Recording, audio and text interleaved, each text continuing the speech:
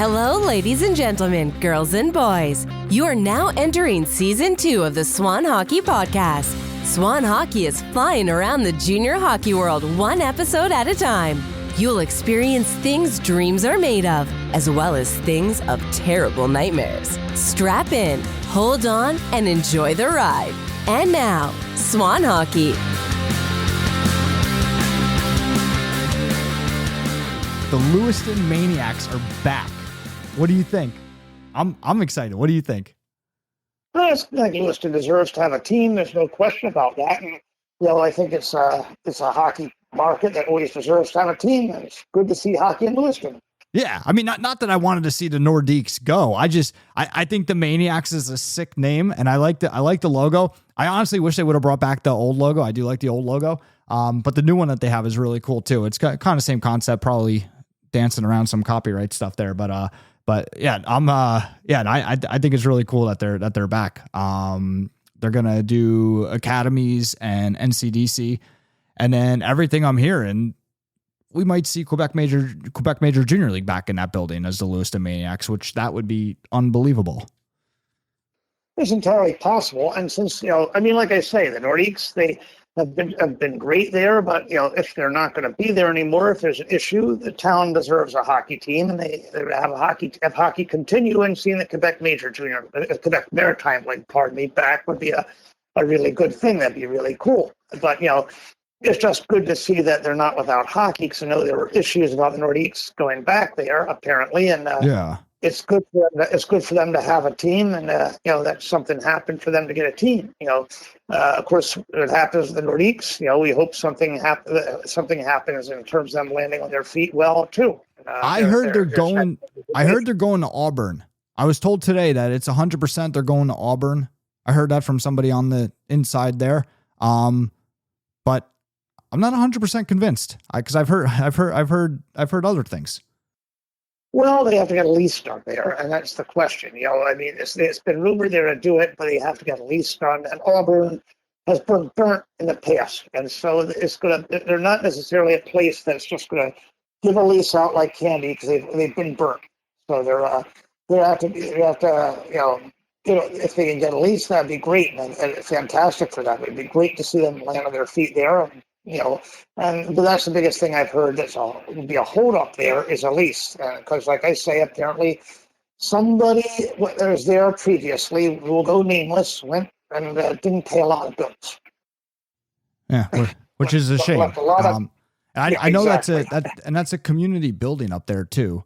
It is. If the Nordiques do go to Auburn, it'll be interesting to see where the fan base lies, because a lot of people probably don't realize that Lewiston Auburn, they're the Twin Cities, right? That's why the team that used to be there was called Twin City, Lewiston Auburn, Twin Cities, and it'll be interesting to see where that town, because I believe it's kind of like one big town, and it'll be interesting to see where the fan base lies.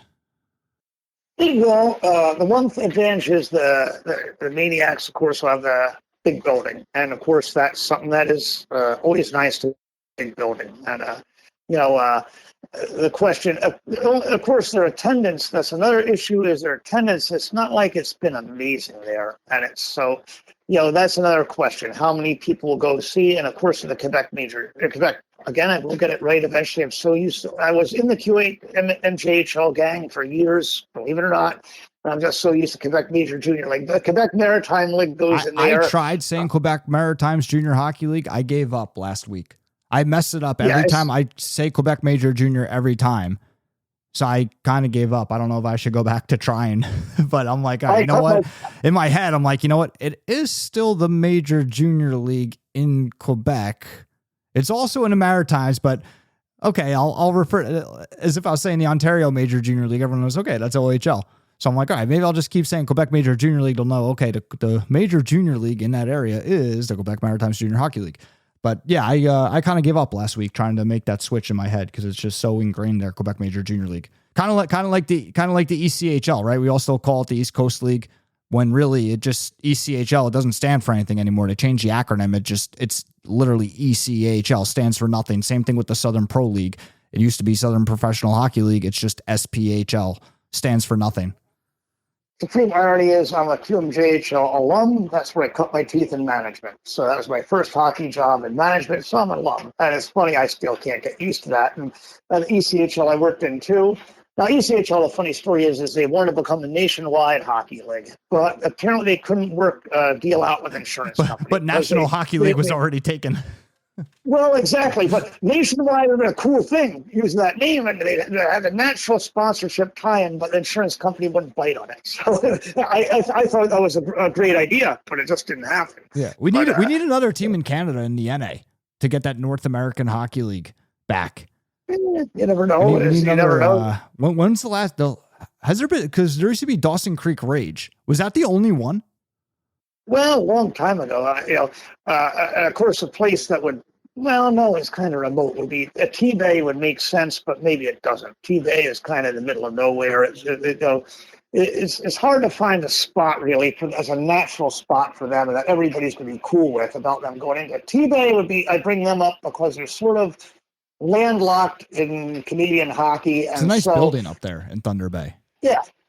Yeah, and the thing is, like, they used to play the USHL, and it's something that actually makes a lot of sense because their geography is actually, they're closer to Minnesota than anything. They're really far from any population based in Ontario, and they're pretty damn far from Manitoba, too. So you look at it, they just really don't quite fit in anywhere. So I would think if a league wanted to go into a Canadian city, T-Bay would be the sensible one. They actually had a pro team for a short while in the Colonial League, too. It's something that T-Bay is a market that sort of sits there landlocked. And I'm kind of surprised nobody's done anything with it for years, except, again, it comes back to the original point. It's the middle of nowhere. It is so far isolated that, you like in the Colonial League, you have to fly in there. And nobody wanted to fly. And it's you're in a scenario that really... A lot of teams can't afford to fly either. No, it's not even. I mean, everybody would want to fly, right? Like it's just they can't. Financially, they don't want to fly. No, they don't want to pay. They don't want to pay. But I should put it that way. But like when USHL, back when they were based mostly in Minnesota-based, like it actually made a heck of a lot of sense. Yeah, because Thunder Bay is probably, I think it's like 6 hours from Minneapolis. Because I used to play in Thunder Bay, so I think when we went home for Christmas, we drove to Minneapolis Airport and then flew out from there.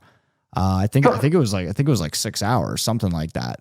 But the one that's interesting to me would be in British Columbia. Like it'd be interesting to see if any BC teams would join the NA and play in the Alaska division, or the other way around. It'd be interesting to see if the BCHL could pull any teams from the NA in the Alaska division, have them join the BCHL, although I think it's probably more likely the other way around because I think, again, we've talked about it a number of times. I think the BCHL has really, really taken a sucker punch to the eye with all these new rules. I always had with Alaska is you got to fly there, and it's a tough travel thing. Alaska at one time talked about going to the WHL, but there was that nasty problem. You have to fly, and weather can come into play. You can get snowed in there, and look, they were in the ECHL and it didn't work long run. It's a very tough economic model to work. There even was some people that are crazy enough to talk about an Alaskan team in the KHL. But the problem is economics. It's expensive and the flight thing is hard. Now, KHL, you'd be in a different league. You could probably do the flying, except the problem you run into there is a massive distance and the massive price. I don't think Fairbanks or Anchorage could support the KHL. It's too expensive, So you really have to look at a reasonable level of hockey, which is low minor league hockey to junior hockey, and then you're coming to that old flying bugaboo. Do we want to pay to fly up there? And of course, you generally have to subsidize those teams there too. Can some of the BC teams drive? Like they could drive to Alaska. No, like wouldn't it be? Like it wouldn't be any worse than like the Texas division road trips in the NA. Those are some long trips. It would be worse, and also considering the type of and we'll consider the travel also. You're going up in the winter on highways that go through the mountains. You can run into all kinds that part of it sucks. Yeah. It's something that it's like it's sort of like Northwest Territories, the Yukon. It's of course there's not a lot of population there. It's very hard to do much with it because it's up in the middle of nowhere, and it's accessible by air for the most part. And of course, Alaska, cost of living and everything is just expensive up there. It's something that gets very hard. I always thought of Alaska as a great place for hockey, except you keep on running into those nasty problems, of what league really works there. Could you work the American League there? Well, again, it's expensive. And, like right now, what those North American teams do is they have these massive road trips. Yeah, they'll go away for like a month at a time. Exactly. I mean, they figured it out. It's working for them. I mean, I would say like the North American League did a great job of making that work. I mean, how many teams do they have up there now? They have what, 3, 4, 3? Yeah, it stumbles though. It's something that again is not easy. I'm looking now. I think it's, what do they got? They got 3 teams up there. So at least now it's better than when there was like 3. 2. But you probably all in reality, Alaska, even if you were to do it an internal all Alaska league, it would be problematical because of travel. Because again, even inside of Alaska, you look at Alaska, there aren't a lot of roads there. And it is a really rotten winter. I've never been there. Have you been there? No, I haven't, but I've looked at maps and whatnot. Yeah. I know people have been there. And, there aren't a lot of roads up there. There are only so many roads. And the problem is the weather. The weather, when it gets bad up there, it's bad. So, I mean, like, you ask how the Siberian teams do in the KHL. The answer is simple. They fly. And so flying into those cities is flying at Irkutsk or something like that. You're just flying in another nasty winter city. It's not really that different. Have you heard anything about that California division of the NA or that potential? Remember we had that whole big discussion back in season 1. You and I we had that real heat, not heated in a bad way, but we had that like real heated emotional discussion about the potential California division of the NA or USHL or whatever. I haven't heard anything about that since. No, I haven't heard anything. It disappeared. It's something, at least on the surface, it disappeared, which was almost predictable. Yeah, or were they talking about it coming for this, like not this year, but the next year? I don't even remember. I've just never heard anything about it. Like this happened once, like 5 years ago too, where they're touting this big time league on the West Coast, and it was just nothing for ever, ever again. Until last year, now nothing again. It was always, we'll do it sometime in the future. And even when they put a date in, I take it with a grain of salt. And look, they tried that junior league in Texas, and it blew up pretty fast. It's hard to start a new junior league, and to do a new junior division is hard. And also, you're dealing with location. Again, the problem you have is the locations where you'll get players easily. And have the travel economics work easily. It's already taken. Yeah. And of course, you go into a place that's not, you have a problem with both those things, travel and getting players. Because California even is a big state. Yeah, I'm waiting to see who goes to the Southeast first. I mean, obviously, I guess people aren't going for a reason. But, obviously, there's plenty of tier 3 in the Southeast. I used to coach tier 3 in the Southeast a long time ago. It was sick. I mean, it was awesome. I go to practice, go to the beach. It was in terms of like quality of life, it was awesome. I mean, it'd be nice to see either the NCDC or the NA go into the Southeast, like Florida, maybe Georgia. But yeah, I used to coach in Daytona Beach, Florida. It was awesome. I did training camp without a shirt on. I felt so weird the first day. I'm like, we're going on the beach for workouts or whatever. I'm like, all right, I kind of want to take my shirt off, but I'm head coach, assistant GM of this team. I feel like I shouldn't. And then I look over and the GM/owner is sitting there with no shirt on. I'm like, all right, I guess it's all right coming off. It's part of why it's probably better on just put minor league teams down there where if you want to party hardy, go ahead and do it. It's minor league teams are killing it down there. And I think the Florida Everblades in the ECHL, they won 4 championships in a row or 3 in a row? Well, recently, this is like the first one that they didn't. This year was the first one that they didn't win in like years. Everybody else will play down there because of that. Same thing with California. Guys would love to play out in California. But the problem is, again, for younger players, is that really what you want younger players doing? Because, just going to the party hardy lifestyle. Alaska might be better because there's not a damn thing to do for 6 months. It's night for 6 months. So you sit around and play hockey and focus. There are a lot of pluses to Alaska. But again, you come back to the expenses and the distance. And of course, you got to be wired right for Alaska because basically the right type of kid. It's not for everybody. No, if you like the outdoors, if you like hunting, fishing, that type of stuff, you just like that, you're an outdoors type kid. Oh, then that's great. Other kids will hate it. But if you're me wanting to be in Daytona Beach, or Tampa or something like that, I'm all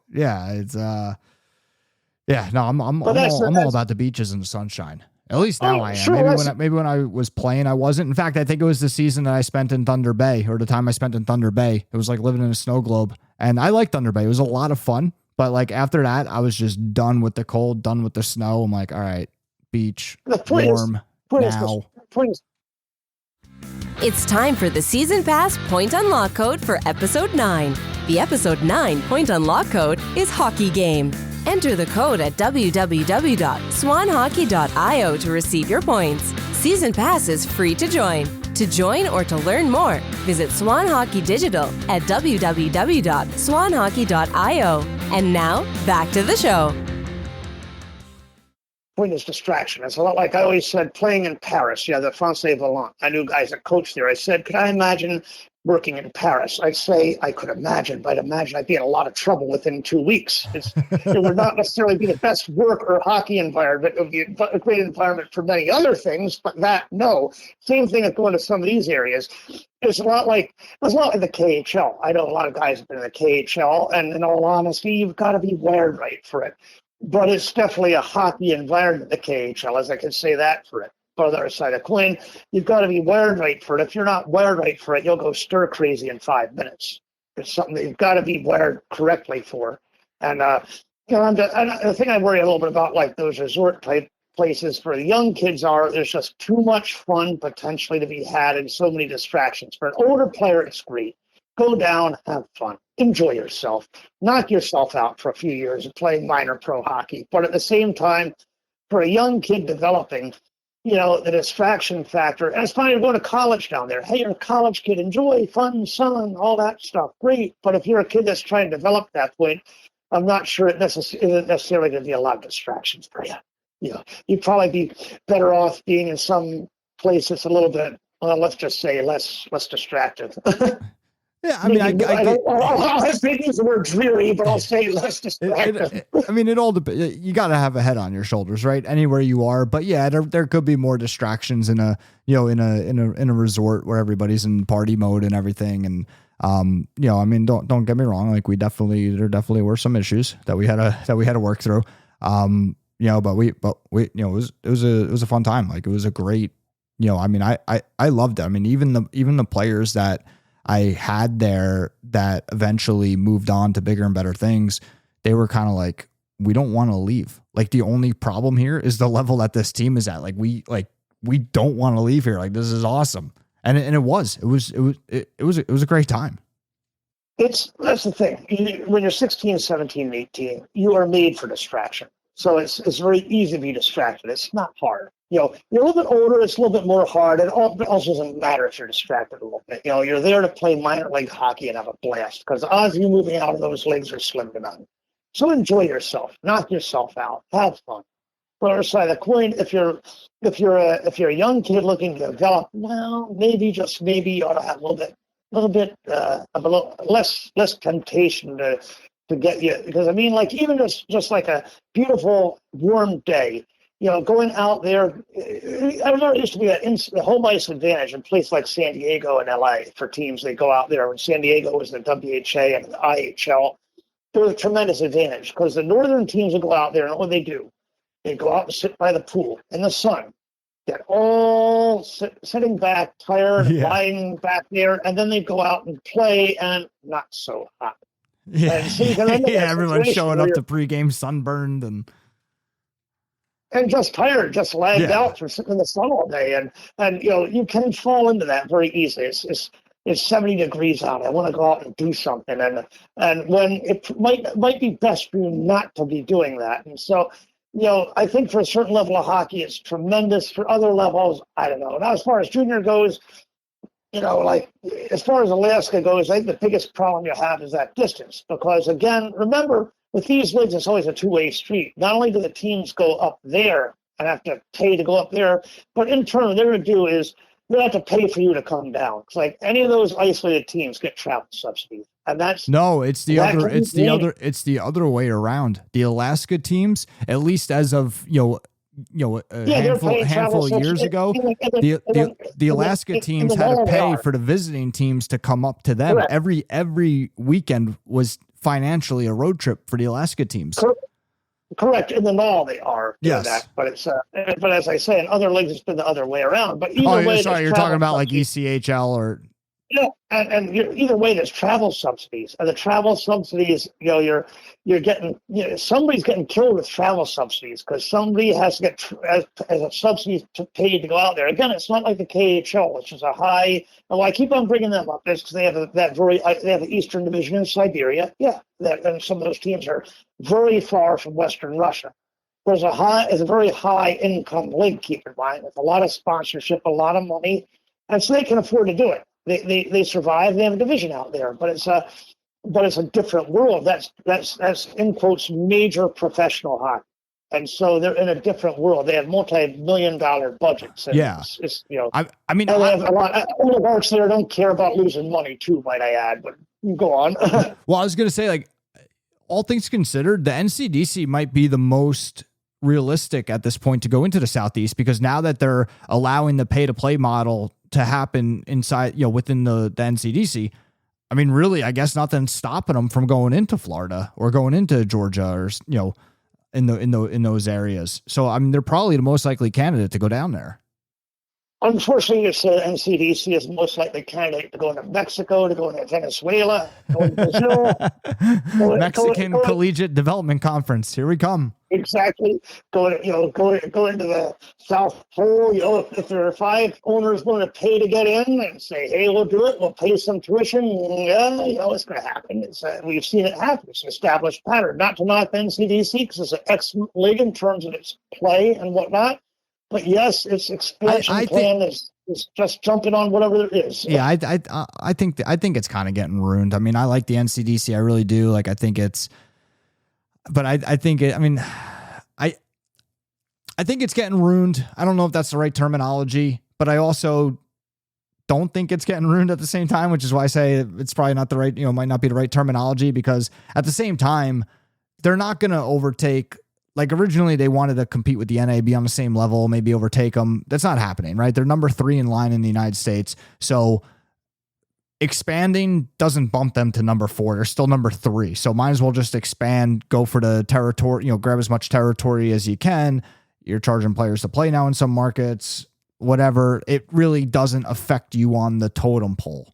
So that's why I say maybe they're not ruining the league. Like, I think they're ruining the league in terms of the consistency and the level of play.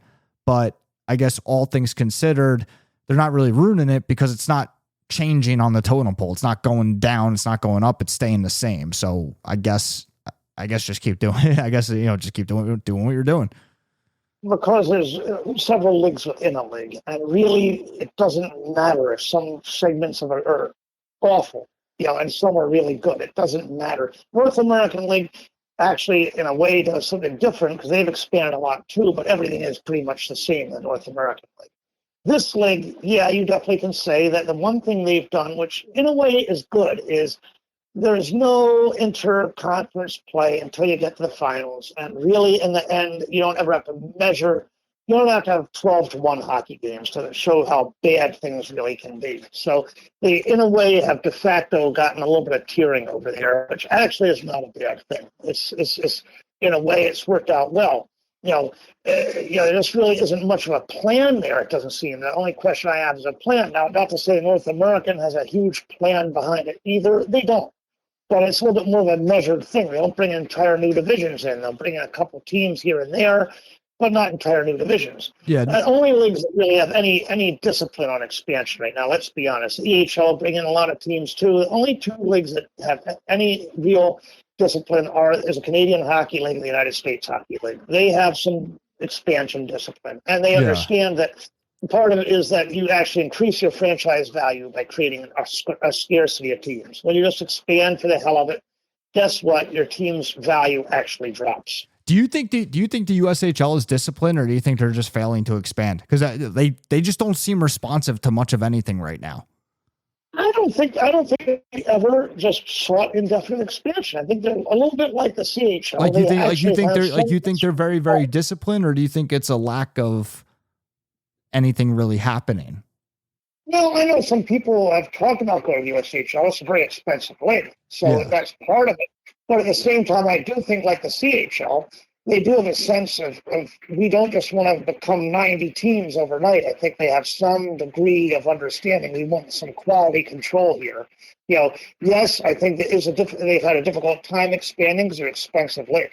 But at the same time, to say that, I don't think they also have went out and said, hey, we want to bring in 6 new teams next year, or hey, we'll just bring in 5 teams and we'll do a price cut to bring them in. And I know nobody in management of the USHL gets a cut of the expansion money, unlike certain other leagues, and they will. So therefore, won't have any. Whatever. I mean, the guy's got to get paid to run the league. But still, it's a little issue, and of course, in the case of NCDC, they tend to go out and they're very opportunistic, and it's good and it's bad. The best way to put it is good and bad. I do think the new Canadian division is a very interesting idea. That's an interesting idea, but I think some of the other stuff has been some really rapid expansion that really just. It's been it's almost like new leagues. Let's expediently bring in teams and go into a market before we lose it. And is it necessarily taking into consideration any model of the team's chance of success on or off ice? Is it based upon any real quality? No, I think it's territorial. I think it's like playing the board game Monopoly. And getting money, getting expansion fees. There's no question. Yeah. So the USHL and the Canadian Hockey League, they survive fine without them. And I think they have a real plan. There's like expansion. It's a very measured expansion. We'll bring in this many teams, maybe, and we'll put that out there and see who we get and who's willing to pay the money to come in. And we're not going to bring in too many teams. We're not going to do anything reckless, And even like the USHL talking about going to the Memorial Cup, nobody's doing anything reckless. It's something that is all measured and well thought out. And this is the difference when you have a situation where you really have hockey as a major commercial enterprise versus hockey as not so much the pure commercial enterprise. And those two leagues are commercial enterprises. Make no mistake about it. The franchises are expensive, and they're run like hockey franchises. And it's reason why they're tier 1, why they're classified that way. They're in a different, and a lot of USA Hockey, their definition tier 1 is economically based. 90% of it's economically based. What a team's willing to spend, what they're willing to do in terms of facilities, staff, et cetera, et cetera. And, and it's not to pick apart other leagues, because they're very good and they serve their purpose, but it is a different level. And I don't mean to berate that in CDC because, but they do have I think if anybody's go to the Southeast, they're probably the most likely because they have a track record of bringing in entire divisions and areas. The North American League, I'm not saying they wouldn't do it, but I'm just saying they obviously talked about it in California, but they don't they're not necessarily just going to overnight say, okay, we got a new division. Thank you for listening to this episode of the Swan Hockey Podcast. We remind you that season pass points are available to listeners. For more information, please visit www.swanhockey.io. Until next time.